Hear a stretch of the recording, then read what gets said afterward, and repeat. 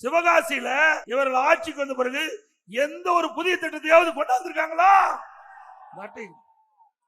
இன்னைக்கு பாருங்க, திமுகவின் உருட்டுகளும் திருட்டுகளும் அப்படின்னு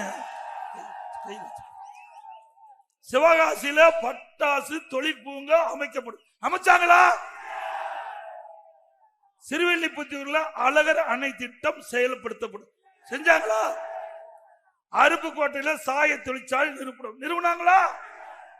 விருதுநகரில் அரசு சட்டக்கல்லூரி அமைக்கப்படும். அமைச்சாங்களா? விருதுநகரில் அரசு பாலிடெக்னிக் கல்லூரி அமைக்க கொண்டு வந்தாங்களா? பட்டம்புதியில சிப்காட் அமைக்கப்படும். கொண்டு வந்தாங்களா? விருதுநகர் நகராட்சி மாநகராட்சி தரம் உயர்த்தப்படும். மாநகராட்சி தரம் உயர்த்தினாங்களா? அதே போல நீட் தேர்வு ரத்து பண்ணாங்களா? விருதுநகர்ல புதிய தொழில் பூங்கா அமைக்கப்படும். அமைச்சாங்களா? அதே போல பெட்ரோல் டீசல் விலை குறைக்கிறாங்களா? குறைச்சாங்களா? அப்போ மக்கள்கிட்ட ஏமாத்தி தானே ஓட்டு வாங்கியிருக்காங்க. அப்போ 10 கோரிக்கையில ஒரு கோரிக்கை கூட நிறைவேற்றல அப்படின்னா என்ன மார்க் கொடுக்கலாம்? 0 மார்க் கொடுக்கலாம்.